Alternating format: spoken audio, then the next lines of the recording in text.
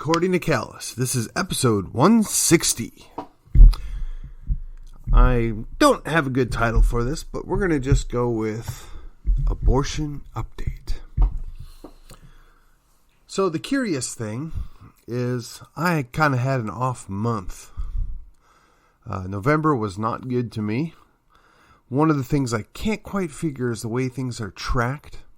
I get a lot more traction in one area and lose it in another, and I really just haven't been able to make sense of it. But I returning to the consistent posts, if you will, on the podcast, trying to keep putting out the new message, the new data, just trying to keep things fresh, trying to stay abreast of the subjects, and always trying to drive it down to the local level. No matter how important or no matter how federal an issue is, it always has a local angle. And I do my best to bring that to bear, to show that. So I gotta ask, if you find any of these episodes useful, helpful, or entertaining, will you share it? Will you like it? Will you subscribe? I'm trying to build a show here. I'm trying to get the word out. I'm trying to elaborate on the message of liberty and the local implications of liberty. And it's a challenge to do that when you can't seem to stay consistent, which I fixed that. So I need some people that are going to chime in, give some feedback, even if you just say, I don't agree, or say, I know, but this is part of building this out. This is part of the effort into this, is so that we can have a dialogue outside of the normal echo chamber. So share it, like it, subscribe, whatever you feel comfortable with. Tell your friends. You know, I'm not a stranger. I am in McKinney. I attend plenty of things, and I'd love to hear from you, either online or in person. So without further ado, we go on to episode 160. So I've got five points that I want to touch base on. If the Supreme Court issues an opinion along the lines of what honestly I think would have been the right thing to do, way back when, 50 some odd years ago, and quite frankly, I think Chrisanne Hall pretty much laid out what she thinks is likely to occur. Of course, we're prognosticating, we're guessing. We're not really sure what's going to happen on that high court. I mean, we already know that Roberts has been bought and controlled, and apparently Kavanaugh can't be trusted, and, well, then there's Barrett. But nevertheless, here we go. So let's say they unwind the nationwide restrictions that were brought about by the opinion in Roe versus Wade.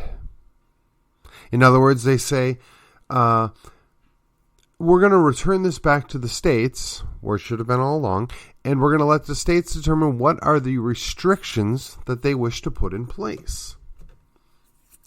So in my home state of Texas, that would mean that virtually all abortions would be banned. Coincidentally enough, in my former home state of Wisconsin, they have similar restrictions on the books and will basically trigger into effect the moment that the high court says, well, we overstepped here, we violated our own restrictions to make an opinion that superseded state law, something that we're not supposed to be able to do. But nevertheless, so we go back to Texas, where essentially anything over, I want to say it's 15 weeks. There's the age of viability in there. It's somewhere between 22 and 24 weeks. But suffice it to say, you can see the heartbeat. You have a baby. It's an independent entity. It is a human, and you don't get to kill it anymore. So that brings about a number of questions that I think certainly conservatives need to answer, and most certainly Christians need to answer. Now, as an interesting aside, the Catholic Church has always opposed abortion, and really and truly the Protestant churches were asleep at the switch back when the High Court determined that they knew best for all and that killing babies was magically okay, and they really didn't do anything about it until they were goaded into it, in my opinion. But as I say, often this is my show, and it's largely almost always my opinion, hence the name. So, in addition to that, now that most Christian churches agree that killing babies is bad and we need to stop it, and we're possibly going to be successful in accomplishing that with the High Court this time around, even though they refused to do it back in the Casey opinion, there is the question. What do we do with all the unwanted babies? So right now, I guess I don't have a number. They say there's been 60 million babies approximately killed since Roe v. Wade was decided, and all the states, knuckled under like little babies to an opinion of 5 out of 9 people in black robes, and decided, well, now magically it's okay to kill your babies. So if we're at 60 million babies after 50 years, so that's roughly, let's say, a little over 1 million babies per year, and we're going to say that number's probably held steady on average. So in the next month, there's going to be roughly 100,000 babies killed. And we're going to also say proportionately that number, because Texas has 12% of the population of the entire state or the entire country, right? So we've got 36 million people, and there's allegedly only 320 million people in the country. So let's just say, for argument's sake, there's 12% of that. So that means that every month, 12,000 babies are being killed. So going forward in the state of Texas, there's going to be 12,000 babies every month that are born that are unwanted. And the reason why we know they were unwanted is because their mothers were going to kill them. So that's going to create a bit of a quandary. See, we've been dealing with the idea that we didn't have enough replacement population, which is when you have mothers and fathers that have children, they need to, on average, have 2.2 or whatever the percentage is, or the real numbers. I want to say it's 2.2 children per couple in order to replace themselves, and we're below that, and we've been below that for quite some time, particularly when we decided to applaud or acknowledge that it's a good idea to go ahead and kill your baby because it's inconvenient. So now we're going to have 12,000 more babies per month showing up in the state of Texas. Now, how are we going to take care of them? Who's going to take care of them? What do we do with them? Now, it would be very easy to say, well, since we're now going to be having babies being born, which, and let's be honest, for the next 15 years, they're really not going to contribute to society a whole lot. But that does kind of offset the desire or the need for immigration, right? Because now you're going to have your own people being born here. So you don't necessarily need 100,000 people coming across the border every month. Just something to consider, right? Maybe there's a trade-off here. So instead of spending X billions of dollars on immigrants or illegal aliens or however you want to classify or divvy them up, we just spend it on the people that are born here that previously were being executed. Something to think about. I don't know that that's the best answer, but it is a question. What are you going to do with 12,000 babies a month in the state of Texas? Who's going to take care of them?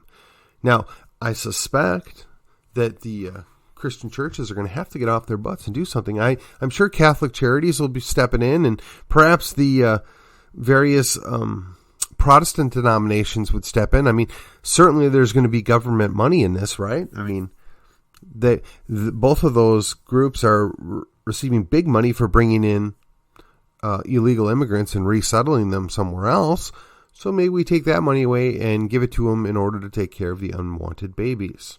Just a thought. We'll see what happens. Okay. Next question. So you made it illegal.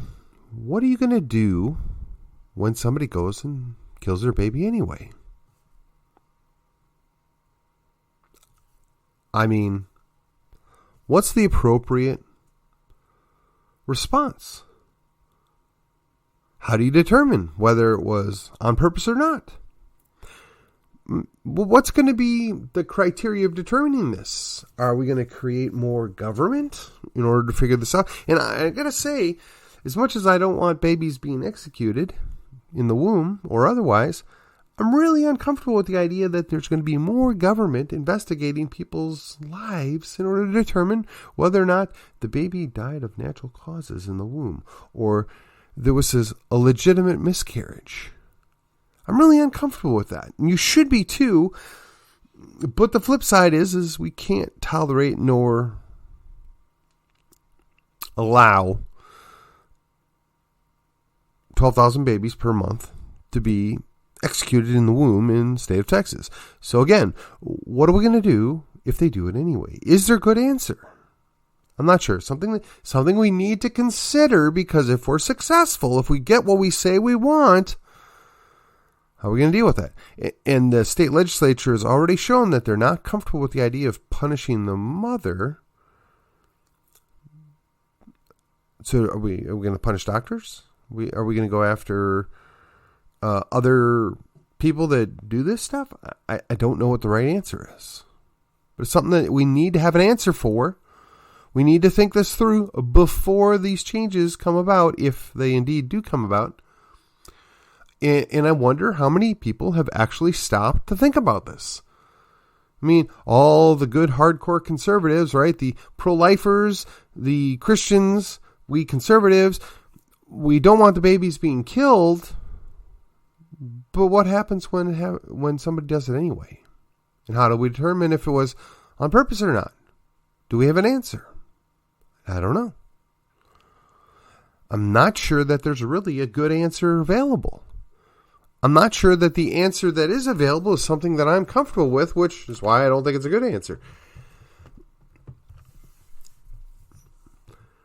And I don't know that more regulations are going to be helpful either. So what do we do? Which then directly goes on to the next question. Well, how do we plan to track this? Right? I mean, are we going to start monitoring when... I mean, they already have the technology to do this. They can already pretty much guess accurately when a woman gets pregnant by her buying habits through the store and your phone. So is that how we're going to track this? Are we going to make sure that people, when they're pregnant, we track them to make sure that they don't lose their baby? And if they lose their baby, are we going to launch an investigation to look into whether or not the baby actually died of natural causes or was removed from the womb by some illegal procedure? Have we given this any thought? Do you really want to bring about these consequences? Do you think this is an ideal situation for the Republic of Texas?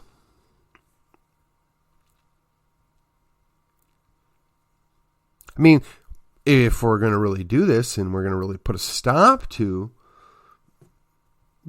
abortion, right? If we're going to really get serious about this, you're going to basically have to acknowledge that you need more government, more police, more investigators, more social service workers. There's going to be a lot of money being spent to control and watch this. As good conservatives, is that something you're really wanting to do? Is that a fair trade-off, right? Would you like to spend, say, I don't know, 5% more per year and take on we'll call it a burden, because remember, going back to the thesis that these are unwanted babies, and $12,000 per month going to give us a little over $1 million. I'm sorry, $12,000 per month. It's going to give us about $150,000 per year in just the state of Texas that are essentially going to not have families, nor anybody to take care of them or look after them. Somebody's going to pay for it, and the churches can barely take care of their own people because of, I don't know, Olstein needs a new jet. I don't have an answer there. I'm picking on a guy that I don't even know, but just go with me here. We have misplaced priorities, perhaps, in the church world. I don't know, but we need to consider this. We need to think about it. And are we going to be really comfortable with the idea of having a baby Gestapo? Again, this is one of the things that the libertarian movement's been arguing over and fretting over for a couple of decades. In fact, I read a book, I don't know, probably over a decade ago called Hope. And the author's name is escaping me at the moment. But he laid out the idea that those who want to control others and those who are tyrannical use abortion as a wedge issue to separate the liberty movement. Indeed, his character in the book Hope came up with a couple of good arguments that were, to some degree, quite compelling as to why making abortion illegal would have negative consequences. And I got to tell you, it took me back. It was, something that, these questions are directly coming off of the thought process that he laid forth in that book.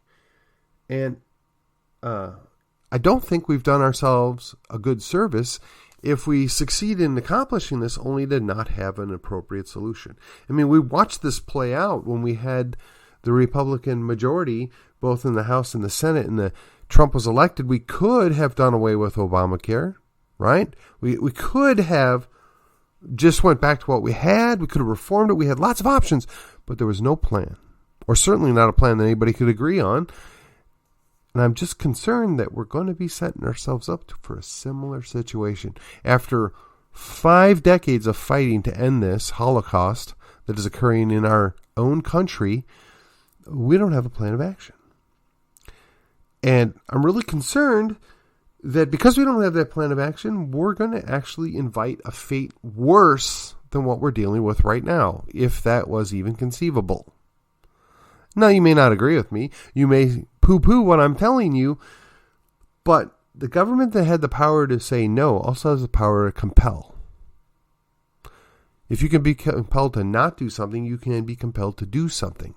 We're dealing with this right now in another venue. And for those of you that have been paying attention for the last 18 months, you know exactly what I'm referring to. If you can require one medical procedure, you can require another. If you can not require a medical procedure, you can force somebody to not have it as well. Just something you want to consider. And while we're on the subject, let's jump over to the next logical conclusion. What are you going to do with repeat offenders? I mean, we already have them. I mean,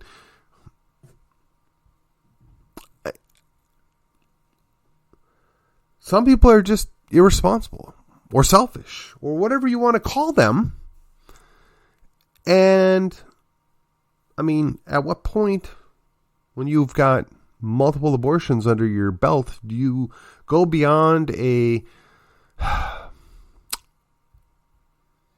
helpless woman who had a series of bad errors and bad choices and was seeking to avoid destroying a child's life by killing him. And now you've become a repeat offender. Are you not actually closer related to a serial killer than a victim? Are you not more related to a violent sociopath than some poor defenseless woman? I just want to know. So what's an appropriate response? Or better yet, what do you do with a doctor that continues to do this anyway? I mean, I know there are, I guess, what I would call legitimate reasons for terminating a pregnancy before viability, and they usually center around genetic deformities, some kind of exposure, or legitimate risk to the mother. All of which, okay, fine. I'll grant you all of those. What is that, 0.5%? 0.8%? So you're going to have to go through some kind of legal system in order to approve this, right? Most hospitals already have like an ethics committee to determine whether or not these are appropriate things to do. So the mechanism's already there. We can determine whether or not there was a legitimate concern here. Of course, then if we get into the muckiness of the health of the mother, well, are we talking mental health? Are we talking she, might have been discomforted? I mean, that's a not clear term, and it's certainly not clear definition. But again, so now you got an individual that's going ahead and killing babies in the womb for mothers for whatever reason, and he gets caught or she gets caught. I mean, Gosnell, as far as I know, is still wandering around somewhere because he maybe got a hand slap. But what do we do in Texas? Now, my fear is if we actually jail a person like this, if we actually go through the show trial of doing this, that we're going to make it a cause celeb. We're going to open up a giant can of worms. So my solution is, and just go with me here, why waste the time? Just deport them. Strip them of the residency. Take away his medical license. Whatever. Make him go somewhere else. I mean, I'm sure New Jersey, New York, Illinois, California, they'd love to have him or her. They would love to kill some more babies there. Why don't we just send them there? Now, I would imagine that a lot of these people will self-deport, right? If they're going to take away the business of Planned Parenthood in Texas, well, they might just go to Illinois. I'm okay with that. I mean, it's terrible. It's disgusting that they're going to go there and, kill babies, but they won't be in Texas anymore. And, worst comes to worst, there's always the Texit option, and then we can deal with that situation as we see fit. And while we're on the issue, what are we going to do if, Austin or Houston or Dallas decides that they're going to be sanctuary killing zones? Right? I mean, they already flout state law. They already flout federal law and what some of the things they do in some of these bigger cities. I mean, what's to prevent them from doing this? Just something to consider. What are we prepared to do as Texans? What are we prepared to do as conservatives? What are we prepared to do as constitutionalists? Because honestly, we care about the rules. What do we do? What are we going to do as Christians? Because we care about life. We care about honoring our Father in heaven. And it's a very dishonorable thing to kill your babies. To wipe out the next generation before they're even born. I have no idea how you can possibly claim that's God honoring, even if you aren't some kind of crazy universalist sect church, or Episcopalian, or Methodist, or some Lutheran churches, or God forbid the Presbyterian churches, And now even the Baptists are getting squishy on this. Oh, and the Lutherans. How? I mean, at least the Catholic Church, except for the hippie pope that's there now, has always held to that. Now, they may have a bishop or a priest that gets out of line, but they usually correct that. I don't know what the answer is. I'm very uncomfortable with it. But hey, don't worry. Everything got better in Ireland when they decided to start killing their babies there too. Okay, so the last directly related point, something that you need to consider, what about abortion vacations? I mean, we already have medical tourism, right? I mean, people go to Costa Rica, Panama. I'm sure people come to Texas from other parts of the country. And we know Canadians flood to the Americas all the time to get procedures that they would wait for years in Canada. But hey, it's free. It's all good. It's free. You'll be dead by the time you get that surgery you need.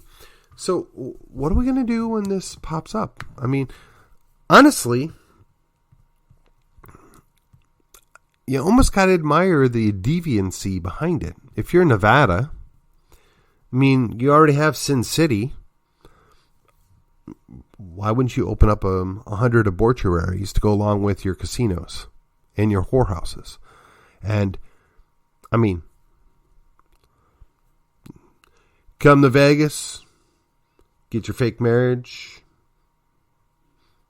cheat on your wife, make sure your girlfriend's baby can be terminated, and lose all your money in the casino. I mean, I could just think of the ad campaigns. What happens in Vegas stays in Vegas.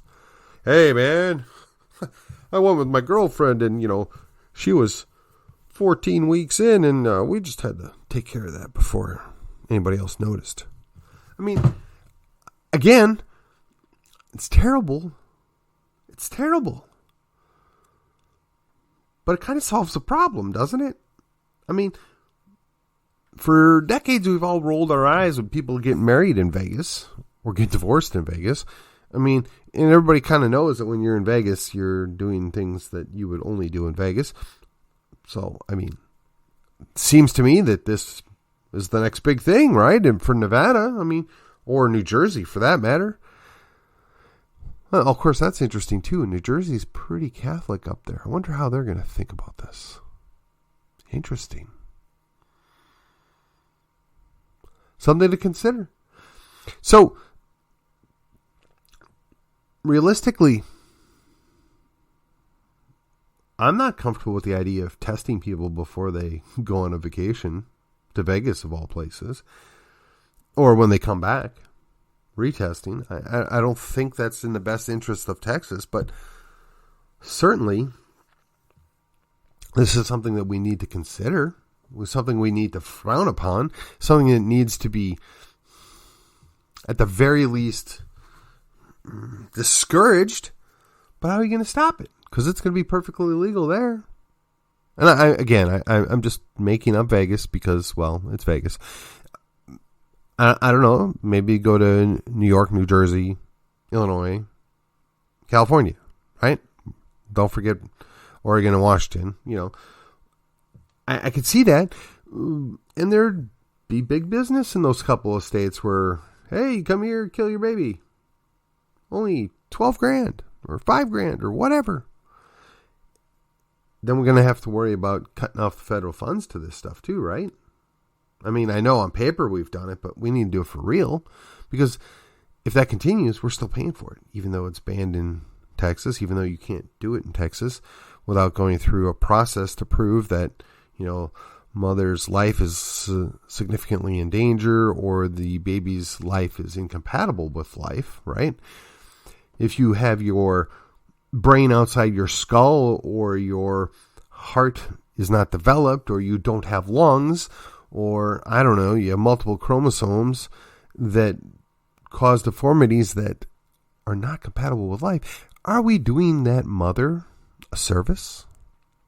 I mean, this is one of the things you need to consider. If you're going to make it illegal, there's got to be exceptions to the rule.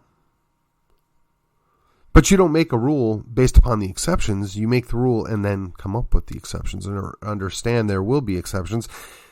So I'm thinking the medical tourism.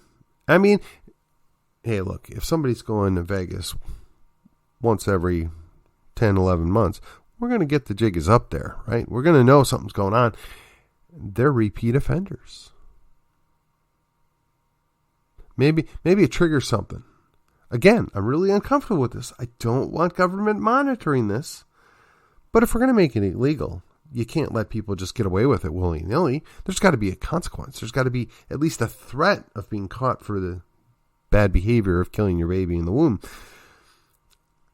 So,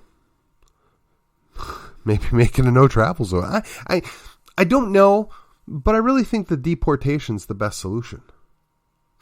Or better yet, just go tax it and be done with it. But if Texas is going to stay in the union, just say, yes, well, young Miss Jones here has terminated 3 babies for no cause, and rather than imprison her, or rather than supporting her in her sociopathic behavior, we're just going to go ahead and deport her, send her over to Illinois, New Jersey, New York, Massachusetts, Connecticut.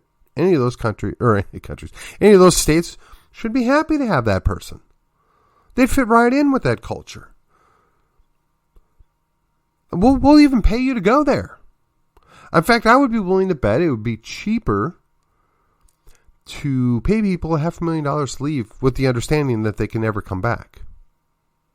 Now, I'm sure there's a court somewhere that will issue an opinion that there's something wrong with that, but really, the state gets to determine who is a resident of their state, right? I mean, the state gets to determine if they're going to incarcerate you. Shouldn't the state be able to determine whether or not you're welcome in the state? Just something to think about here. It's a win-win. And I think most of these people will redeploy based upon this law anyway. I mean, yes, it's still going to happen. And it's going to be the mythical back alley hanger abortion nonsense that we heard about when we were young kids. And maybe it'll happen, maybe it won't. The technology's there. I'm sure they'll find some way, somewhere, they can get away with it somewhere. I mean, drive across the border into New Mexico, right?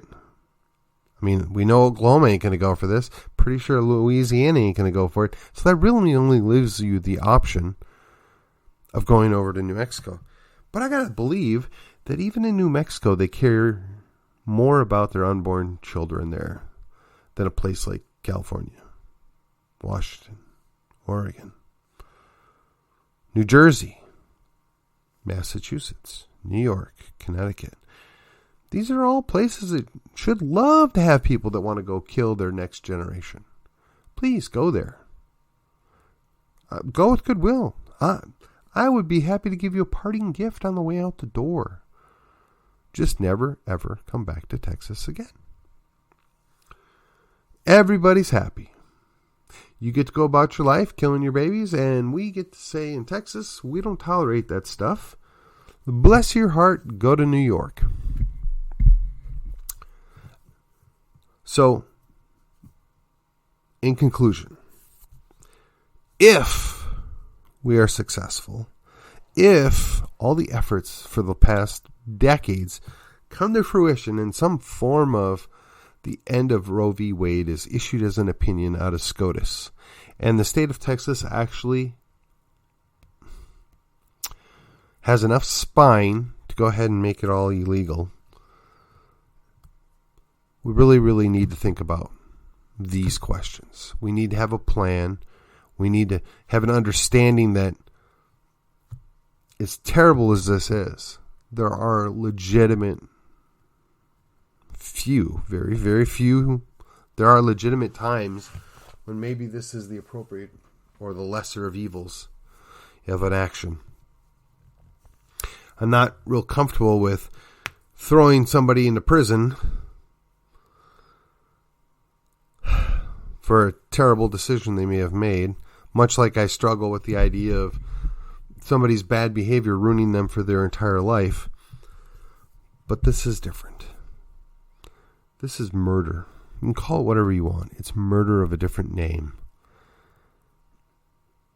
And while We've desensitized multiple generations, and we've told them that it's a choice, and we've lied to them about the implications of what they're doing, and we've turned out a bunch of little sociopaths.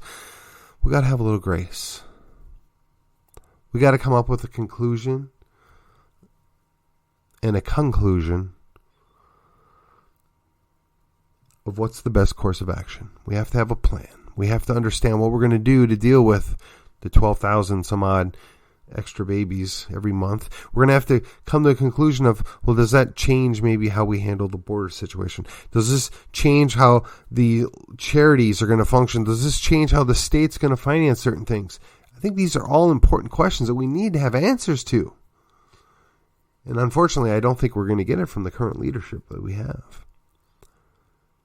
I don't think either side of the aisle is really interested in coming out with a workable solution. But some of them actually care. Some of them probably have good ideas. I want them to step forward. I want them to start talking about this right now, because a decision's coming, and hopefully, prayerfully, the right decision will be made, and the opinion will come out and return it to the states, and the states can do what is best. And at least 29 of them are going to say, no, you can't just kill your baby because it's inconvenient. No, you can't kill your baby because you want to.